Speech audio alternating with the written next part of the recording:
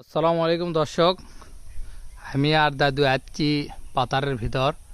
এটি একটা গোলাপ জামের গাছ আছে, দেখেন সেই গোলাপ জামের গাছে দুটো দাদু গোলাপ জাম পেরিচ্ছে। আর দেখেন গোলাপ জামের গাছ, গোলাপ জামের ফুল দেখেন। আর দেখেন দাদু ফুল পেরিচ্ছে ওপর থেকে। দাদু ওলে ফুল কি করবা? দাদু ফুল পেরিচ্ছে। দাদু আসো, নিচে আসো। দাদু হ্যাঁ দাদু, এলে কি ফল বেরিচ্ছে তুমি? গোলাপ জাম দেখি। এই যে দেখো, সেরকম তো গো গাবের লাগান, এলে ফল কি করবা? ফল হ্যাঁ, কি করি দেখো। এলে ফল খাওয়া হয় দাদু?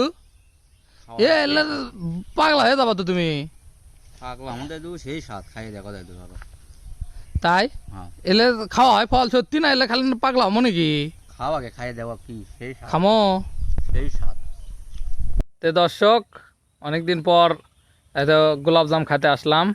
এত গোলাপ জামের গাছ, দাদু গোলাপ জাম পারলো। দেখেন গোলাপ জামের গাছতে গোলাপ জাম পাচ্ছি। অবশ্যই একবারে পাকেনি, এটা যদি বেশি পাকে, বেশি পাকলে কিন্তু এটার কিন্তু সে একটা টেস্ট হয়। এটা আমরা ছোটোবেলায় প্রচুর খাচ্ছিলাম। এখন এলাকায় এরকম গাছ পাওয়া যায় না। এই পাথরের ভিতরে একটা বাগানে এই গাছটা আছে। ফুল ফলটা হয়তো ফুল ধরে, ফুলও খাওয়া যায়। খাওয়া যায়, সেই স্বাদ। আবার এই দেখেন ফল, এই ফলটা বিসমিল্লাহ মিষ্টি আছে।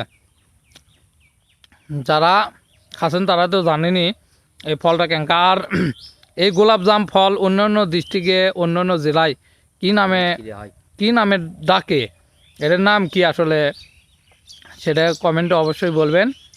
আমাদের বগুড়ায়, হ্যাঁ আমাদের বগুড়ায় কিন্তু এটা কিন্তু গোলাপ জাম নামে পরিচিত নাকি দাদু? হ্যাঁ দাদু।